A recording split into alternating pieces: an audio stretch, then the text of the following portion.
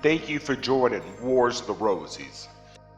And in the following video, we're going to be discussing the word Amen, taken from an article from the Mystic Triangle, a modern magazine of Rosicrucian philosophy, Volume 3, Number 10, October 1925. The mystical meaning of Amen, its relation to numbers, music, and other ethereal vibrations. By Sir Ramatherio. The use of the strange word Amen in Christian doctrines and literatures has often attracted the attention of mystics and caused much speculation among students of occult literature.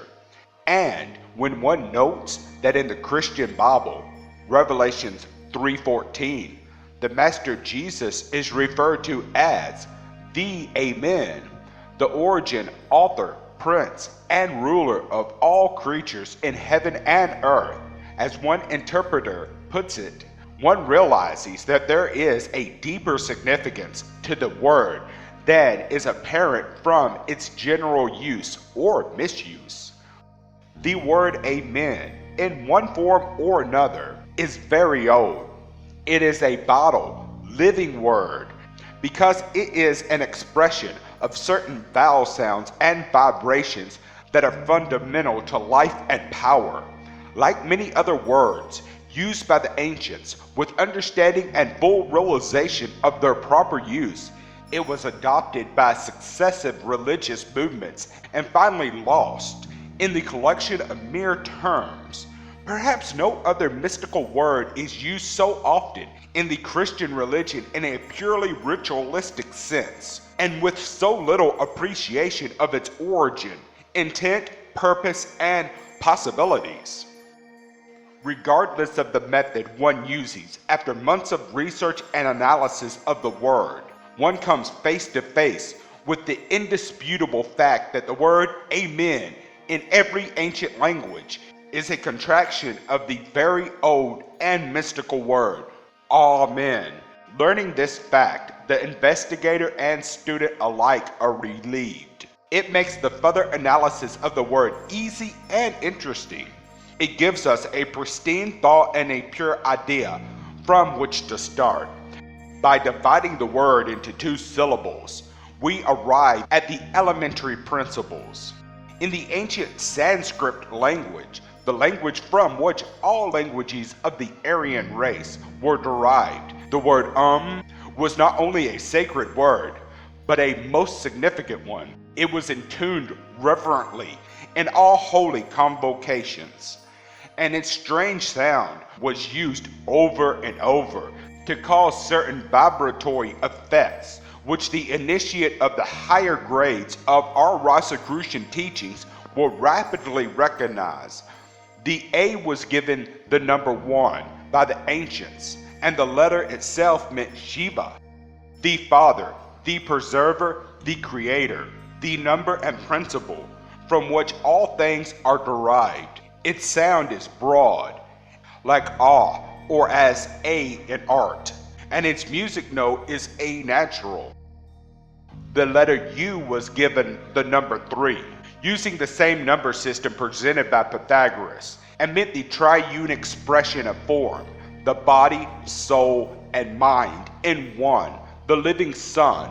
Its sound is, fortunately, difficult to present in words in print, and is only conveyed to the mind of another by the careful, guarded demonstration of a master. The letter M was given the number 4, the square, and meant the spirit, Brahma. Its sound is also peculiar and is made by bringing the lips closer together, retracting the breath, and expelling air through the left nostril more strongly than through the right one. Bear in mind that the proper use of sound includes control of the use of the two nostrils independent of each other. The uninitiated may not know it, but all of us breathe differently through the nostrils according to our physical, psychic, and mental conditions, and according to the influences of the planets upon our psychic bodies. By adding the 3 letters together, we have The meaning of the Trinity is Father, Son, and Spirit, or Holy Breath, or Ghost.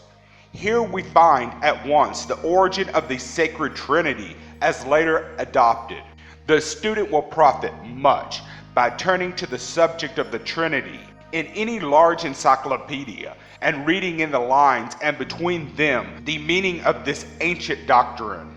By adding the numerical values of the letters we have 1 plus 3 plus 4, which equals 7.